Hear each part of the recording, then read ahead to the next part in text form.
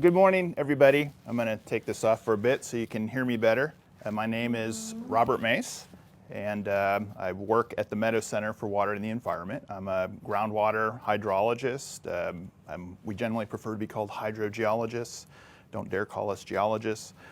And I'm going to talk to you all a little bit later about sustainability, but Bill Bunch asked me to bring in this little instrument that I have that's called a theremin. And I've been messing around with theremins for, and I was just counting it up before I came on stage, 25 years. I saw a documentary back in the mid-90s at the Dolby Theater about Dr. Leon Theremin, who had invented this instrument. And it's a very, very unique instrument. And I'm sure some of you probably heard about it. You know, back in the 90s and even 2000s, not many people heard of the theremin. But it's become kind of a hipper thing to work into music. What's unique about it is you play it without touching it. You don't have to touch it to play it. Now, obviously, I had to touch it to set things up, but you know, you wave your hands around it. Now, my specialty in science is groundwater modeling, and you know, there's a joke that there's a lot of arm waving in groundwater modeling, and so this is a perfect instrument for a groundwater modeler to play because there's a lot of arm waving in playing the theremin. Now what it does is it creates an electromagnetic field around these antennas. So there's a loop here, and then there's this vertical antenna here. The loop is playing the volume, and the reason I have my hand down here is if I let up on it, it'll start making some sounds. And then this is pitch, and depending on how close or far away your hand is or anything conductive, it'll make sounds. And so another neat little tidbit about this is 2020 is the 100th anniversary of the creation of this device by Leon Theremin. The first virtuoso on the theremin was a lady by the name of Clara Rockmore. And I don't know if the camera can zoom or not, but I've actually got a little homage to Clara here on the front of this theremin. This theremin is made by Bob Moog of Moog Synthesizers. So if you're in the instruments and synthesizers, you would know about Moog. He started off actually making theremins and then moved into kind of analog synthesizers, so synthesizers with all the knobs on it. And then later in his life, he went back to making theremin kits. And so this is a theremin kit that I stuck in a box made by some dude out of Wimberley. So it makes it a little unique. So I'm going to go ahead and play something. Now, I have a confession to make. I'm not a virtuoso on this thing. I pretty much just wave my arms around it because I'm a groundwater modeler and I'm good at it. But you're going to see me doing a bunch of waving with my hands around. It can get, at least in my perception, get a little dull. At least my wife tells me. It's like, you know, man, you've been playing that damn thing for 30 minutes now. Stop. And so I've got it run through a loop pedal down here. And so it allows me to kind of interact with myself. And it has a little bit of a drum machine in it. So the drum machine is not coming out of here, and then you're going to hear multiple layers. But watch my hand real closely when I'm playing it, and you'll see, you know, what I'm doing and what I'm adding when I play this song. And I'm just ad-libbing this, so I'm not sure what to call it. Maybe the March of the Barton Springs Salamander seems like a good name. I was thinking like somebody peed in the pool, but maybe that's not a good thing to name it. And I'm going to put my mask back on because I think it's kind of cool to wear a mask when you're playing instruments. So let me get my mask back on and we'll get started.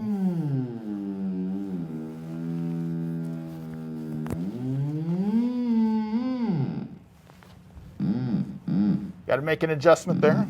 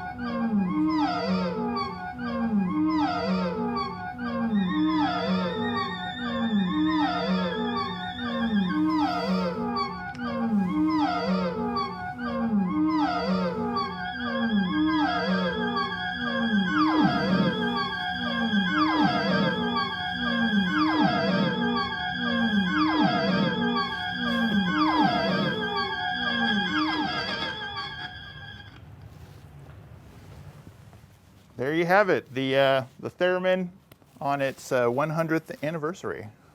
March of the Barton Springs Salamander. It actually came out okay. Bravo, bravo. Yeah. All right. Well, let's talk about sustainability.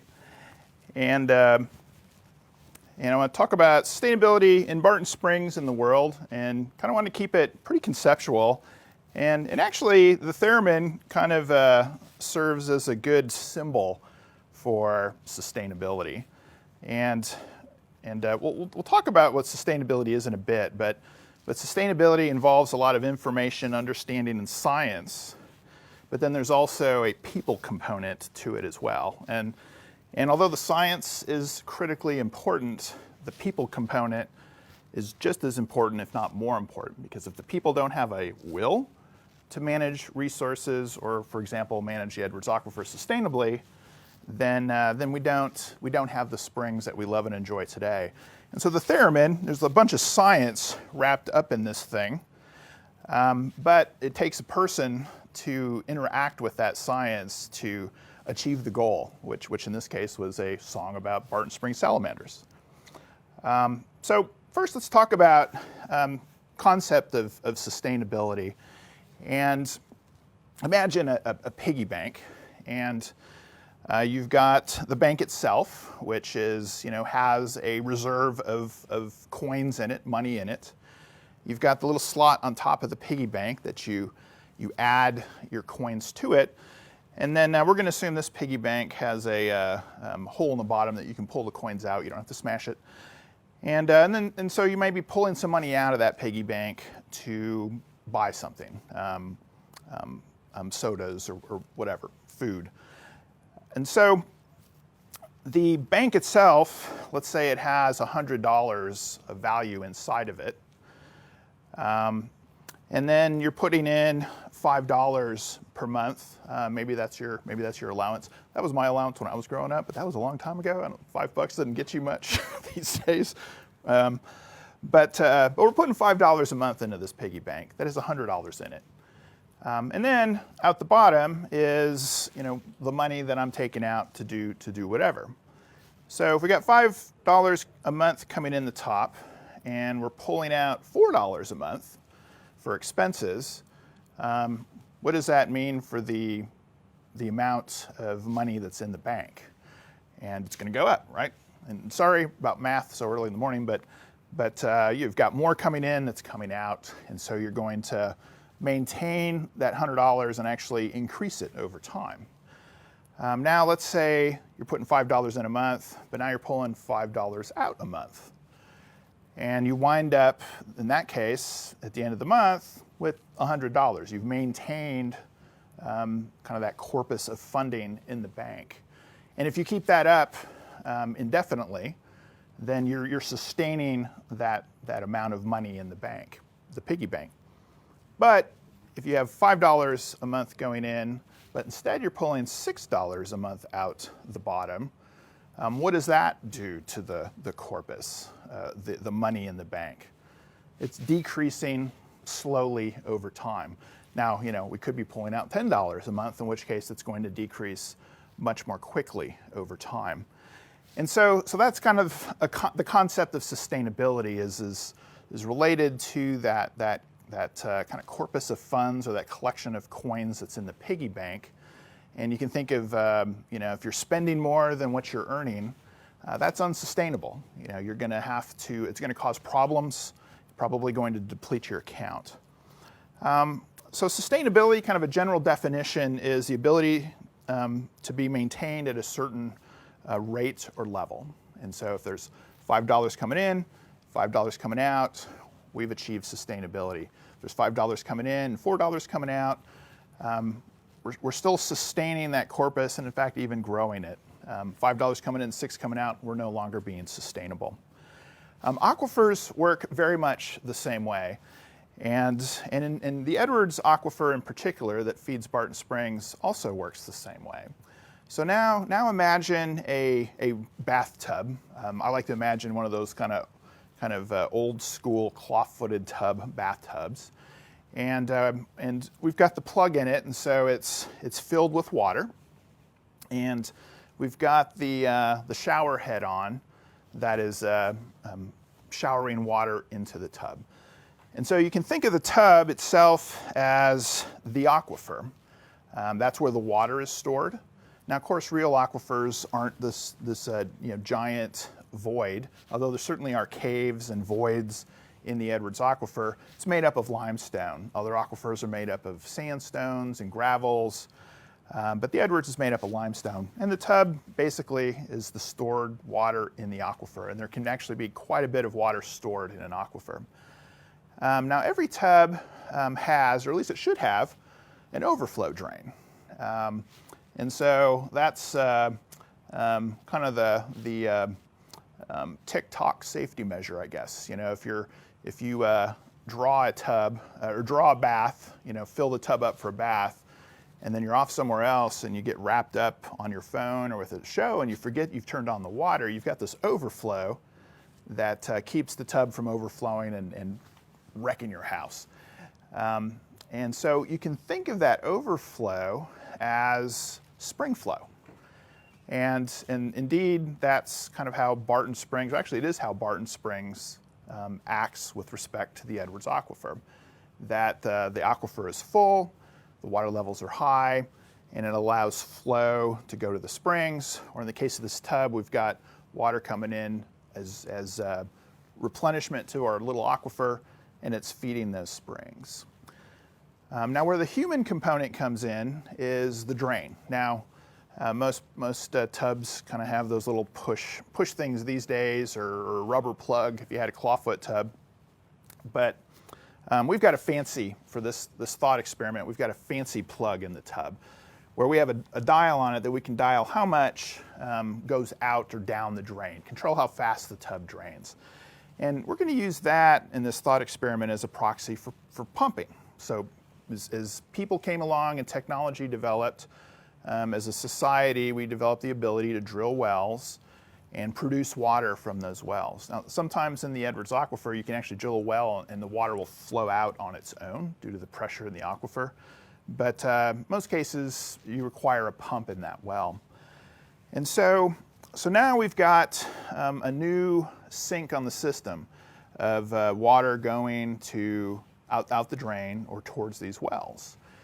And what happens in our thought experiment if the amount of water going out the drain, out to the wells, equals the amount of water coming in?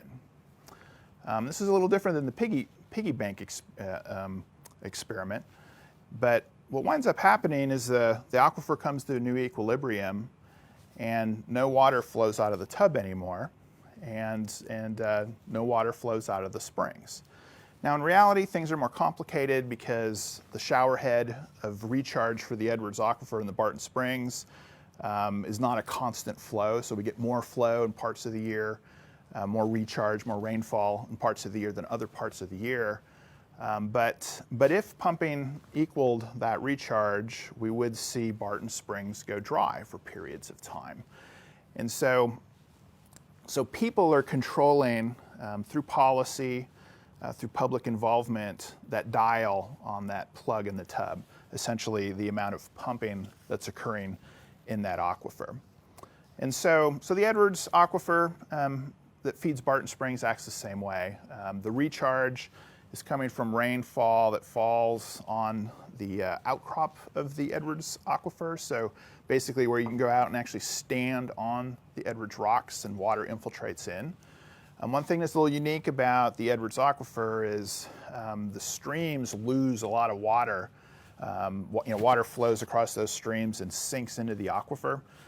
In fact, if you go out and Google, you can find whirlpools where whirlpools will form in some of these creeks as that water's drained into the aquifer. And so there's a catchment zone that goes up into the hill country that also impacts how much water is recharging the Edwards Aquifer, as well as the quality of the water that's recharging. And then the tub is the limestone that water is flowing to, and then out comes spring flow at Barton Springs, as well as some other springs that are associated with the flow system. So a natural resources definition for sustainability is that it's the avoidance of the depletion of natural resources to maintain an ecological balance. Now everybody and their third uncle has their own definition of sustainability. I'm also going to share with you the hydrogeologist's definition of sustainability that I tend to favor, which is the development and use of water in a manner that can be maintained for an indefinite time without causing unacceptable environmental, economic, or social consequences.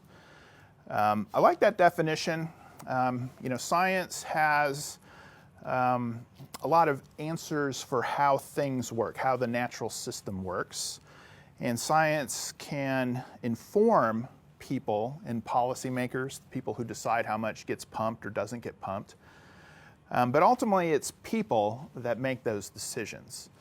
And when I say people, there's certainly people in places of power, but it's also people like you, because it's the public involvement that helps to direct the decision makers and the policy makers. And the Save Our Springs Alliance has done some amazing things to protect Barton Springs and the Edwards Aquifer in this area, and that took citizens getting together to form a coalition to advocate for the springs and for the aquifer and for management. And any citizen, including each of you, can be involved in that. Now, this definition of sustainability, it has a strong people component to it, without causing unacceptable environmental, economic, and social consequences. Now, you may have a strong view of what unacceptable consequences are. For me personally, an unacceptable consequence would be Barton Springs drying up. That would be a very, very sad day for Austin, and for many of us. But there are people that may value the groundwater pumping more than the spring flow. And so people are all different. They have different opinions on what's an unacceptable environmental consequence, an unacceptable economic consequence, or an unacceptable social consequence. And again, that's why it's important for people and for each of you to be involved in getting your voices heard in these discussions on sustainability. Now, with respect to the Barton Springs, the sustainability is defined in maintaining spring flow during a repeat of the drought of record. And I believe it is still the drought of the 1950s for the aquifer in terms of what the drought of the record is. And there is a Barton Springs Edwards Aquifer Conservation District that people formed that regulates that resource to achieve year-round spring flow at Barton Springs. If that was not there, then anybody could drill a well anywhere, pump as much as they wanted, and eventually that could affect the ability for Barton Springs to flow. And when we do get into droughts, the spring flows do go down and can struggle. There's also endangered species and other ecological aspects to those springs that come into play there as well. But there's a range of sustainable amount of pumping. So for example, how much flow do we want in Barton Springs?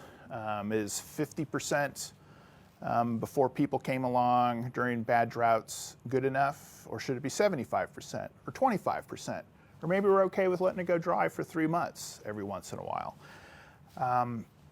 Those are all sustainable levels of pumping. And in fact, that case I talked about earlier, where the pumping is equal to the recharge, that would, let's just say, dries up the springs half the year. That would be a sustainable amount of pumping. So again, recognize that there's a spectrum of sustainability and decisions that have to be made, and people are involved all along in making those decisions. Now, some of y'all maybe are thinking, springs have never gone dry, which, as far as we know, Barton Springs has never gone dry. And it'll never happen. You know, the aquifer can take it. The springs will never go dry. I want to tell you two stories where similar springs did go dry. One is Comanche Springs out in Fort Stockton, where a tremendous amount of flow was coming out of Edwards rocks. The Edwards Formation extends all the way out through West Texas. If you've ever driven on I-10, say out to El Paso or back from El Paso and see those road cuts, you're looking at a lot of Edwards rocks that are similar to the same rocks that are feeding Barton Springs. And those springs had a nice natural swimming pool, just like we have at Barton Springs. Had a bunch of people actually relying on that flow for irrigating their farms. It was about 100 families. And a certain distance away, folks started drilling wells to irrigate their own farms, and the springs started to fail and then ultimately completely failed. And actually in pretty short order, just under a few years. And those springs completely went dry for 25 years, and these days they come back every once in a while during the winter months.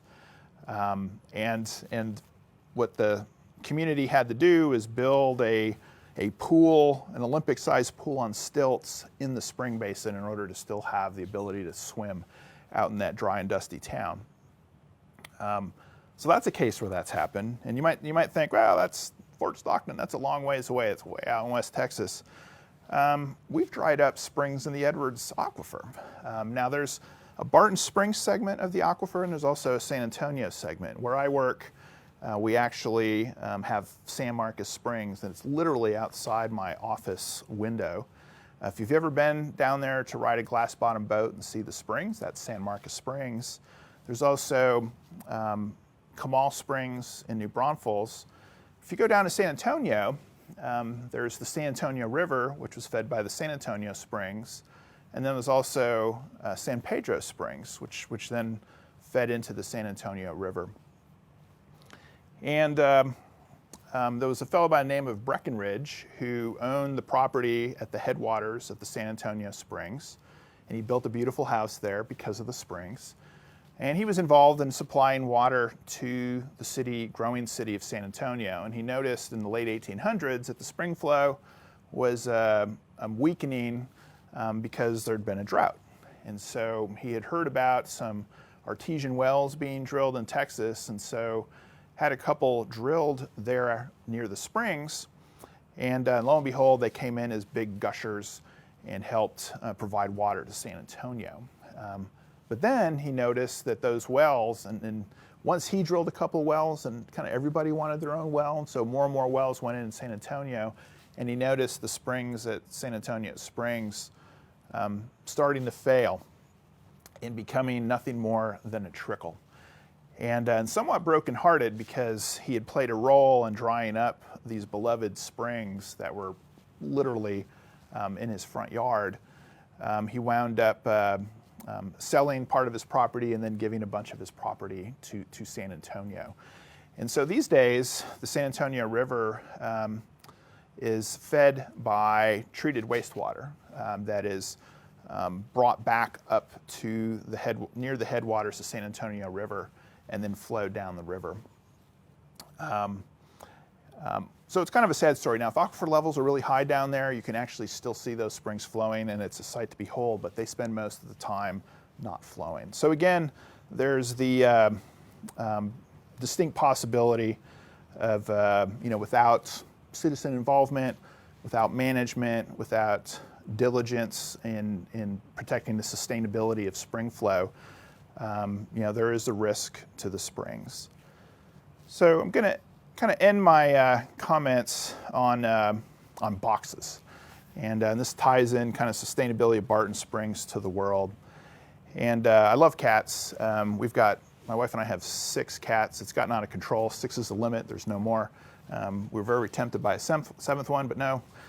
We've got Lily, Mace, Vincent, Theo, Olmec, and Jeff the ditch cat, because we wound up adopting him because he lived for many years in a ditch.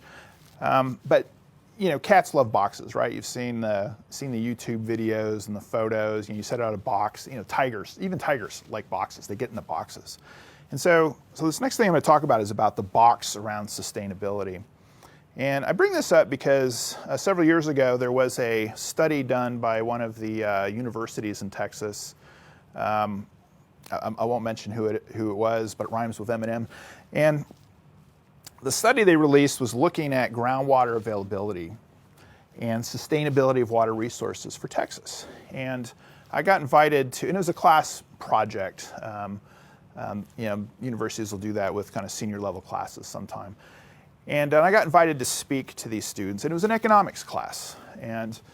And so we're talking about groundwater, and I'm talking about sustainability, and I could see the students kind of looking quizzically at each other. And so as I said, hey, something seems wrong. What am I saying that's causing you all concern? And it was that they had a very different definition of sustainability.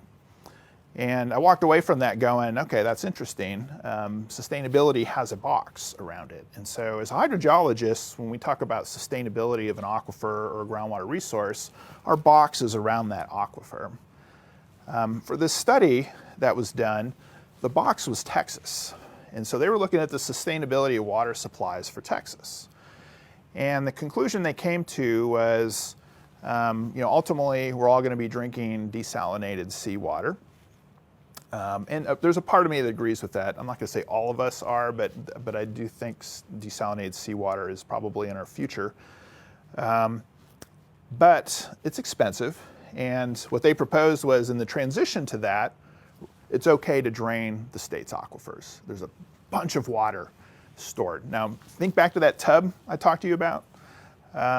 There's a bunch of water in that tub, and you don't have to remove much water from that system for the springs to dry up.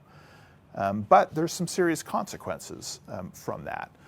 And so I think of the box around the aquifer. In this case, it's the Edwards Aquifer that serves Barton Springs. But there are other boxes out there. There is the box around Texas. Now, just because the box is around Texas and we're trying to meet our water supplies with a growing population, doesn't mean we can't do that without also, say, honoring spring flow or honoring ecosystems. There are options there that can be explored and can be implemented for us to get there. That box could also kind of step back to the United States as a whole in terms of how are we looking at sustainability across the country. And then, of course, there's the world itself, looking at sustainability in the world. There's also a box around time. Sometimes people look at sustainability as if we can meet our water needs for the next 50 years, we're good. You may be able to come up with a plan to meet your water needs for the next 50 years, but to me, sustainability means indefinitely. Can you do this forever? Can we manage the aquifer this way forever and still maintain spring flow and then maintain a certain amount of water for people coming out of the wells? So there's a box around time that you have to be aware of. There's also a box around climate. A lot of the decisions in Texas on sustainability or management is based on the past climate and is not factoring in climate change. Now, Austin has a water plan, Austin Water Forward, that is, their box includes Highland Lakes as well as the area aquifers, and they've built in climate change in there. But there's others that don't build in that climate change component. And the prediction is that we're probably going to be drier and certainly warmer in this part of Texas. And then finally, I'm going to end with a box around you. There's that coming back to that people component of what do the people want? Because people's desires and needs can change over time, or maybe just their attention. People can take things for granted. It's like a lot of the nice things we have in this world, in this area with Barton Springs is because folks have worked hard to get them and protect them. But if it gets taken for granted by people, the next generation, they could go away. because there's not concern about those natural resources, or maybe people aren't watching what's happening with those natural resources. And so, so think about that box and think about your place in that box and where you want to be in these future discussions on sustainability, not only of Barton Springs, but of water in Central Texas, water in Texas, the United States, and the world. And I will leave it at that. I understand that you all can ask questions on the computer machines, and those will get sent to me.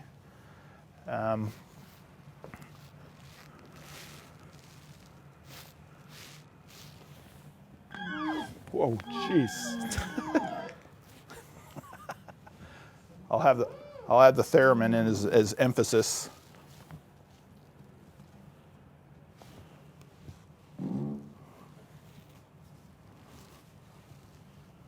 Any questions? I have one question. How did you discover the theremin and learn to play it? Why? How did you discover it? So the question is how did I discover the theremin and learn to play it? And I like to tell people that Donna Summer changed my life. I grew up in rural Illinois, and I had a 1-hour bus ride to school and 1-hour bus ride back home. And thankfully there was a radio on the bus, and the bus driver would be playing the station that played the hits. And I vividly remember this. And the bus was going by Fenton, Illinois, and on came "I Feel Love" by Donna Summer. And if you don't know that song, you need to go check it out. Some people think it's which I agree with. It's probably the first techno song. You know, it's got a lot of electronic and synthesizers and the syncopated beat, and I was in love. I mean, I was just like, wow, what is that? So that got me interested in electronic music, and went to college and had some synth bands when I was in college. Moved to Austin in '91 and had some synthesizer-based bands, and I've always been kind of interested in electronic instruments. And so this documentary that came out about Leon Theremin, which I highly recommend because it's a fascinating story. He was a Russian scientist.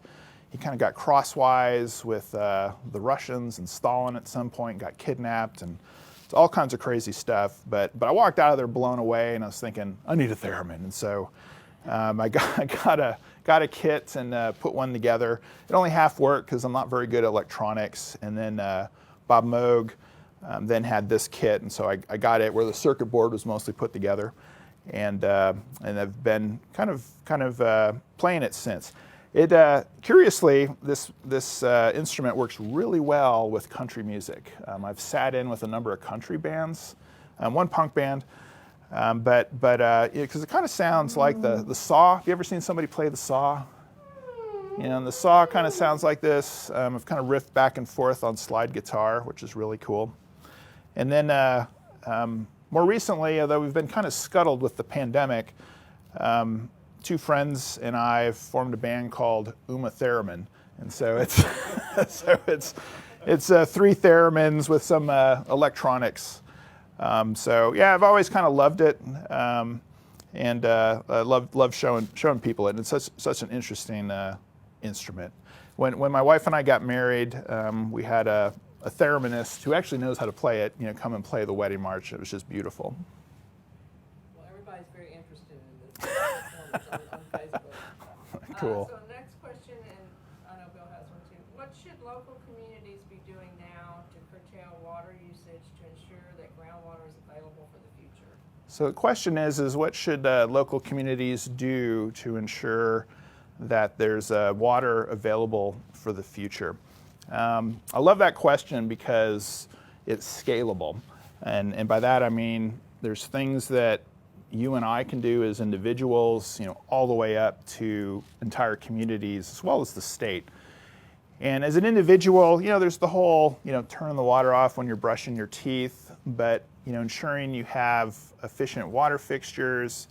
My wife and I use rainwater harvesting to water our gardens and parts of our yard, combined with xeriscaping, so we don't use any water outside. So like a typical Texan residence, it's about 100 gallons per person per day, and we're below 30 gallons per person per day. So that's a 70% savings there. So just thinking about how to do water, and then also, we haven't radically changed had to radically change our life to do that. Austin is doing a very good job with the Austin Water Forward Plan. Austin supports rainwater harvesting. There's ways that you can get more efficient water fixtures. But then the reuse. Mentioned about San Antonio taking treated wastewater and putting it back into the river. More and more companies are looking to reuse treated wastewater. Austin is building a new permit center that actually has an on-site wastewater treatment plant. Well, then they'll recycle that water back into the building to flush toilets, rather than using water from the Colorado River, the Highland Lakes. So just many things that each of us can do, and then also that we can support our communities doing to use less of the source water. We have several questions. How about a similar question about protecting quality? So a similar question is on protecting water quality, and that's real important. And something that needs to be considered. Now, on a personal level, my wife and I, as a model, we don't use any pesticides or herbicides outside to protect not only groundwater quality, because that stuff can leach then down into, or nitrogen or anything like that, leach into the groundwater system or run off of our property. Excuse me. Everybody ducked, in case you're wondering. But then, wastewater can have some issues as well, and particularly in pristine hill country environments. And so, greater treatment of wastewater to clean it up more, so that which does recharge the aquifer or make into the river has less environmental impact. And then we're starting to see more and more something called direct potable reuse, where the water is completely cleaned up through reverse osmosis, and then the wastewater, and then it's put back into the drinking water system. And so, that arguably is probably the best way of keeping microcontaminants in wastewater from getting into the natural system. Next one. I'll go as long as you want me to. Okay, this real good one. I think one of the conservation district candidates is a desalination project proponent. Could you speak more about this option? So, question is I guess one of the candidates for the groundwater district is a desalination proponent.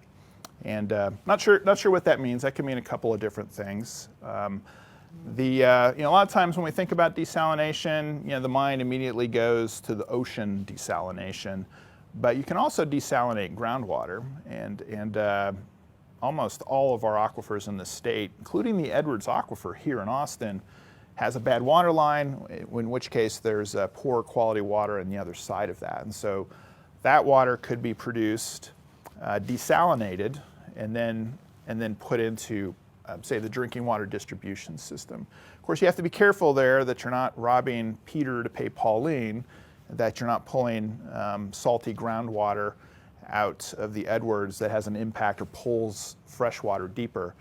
But because of the Balcones fault zone and all the faults through here, the thought is that we can find compartments that you can pull that water out. If that candidate's proposing seawater desalination, it's certainly a possibility. San Antonio has that in their water plan. Austin does not at this point, in large part because of the Colorado River. That water is very expensive. You have to build a pipeline. It's a lot of energy, and so there's some kind of climate feedback potential issues there, depending where your energy comes from.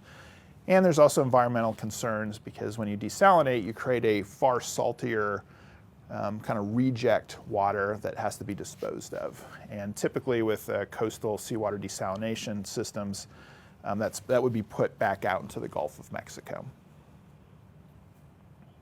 From Cindy Hobson, what are key indicators of aquifer health / capacity that we can look to? Question is what are key indicators of aquifer health and capacity that we can look to?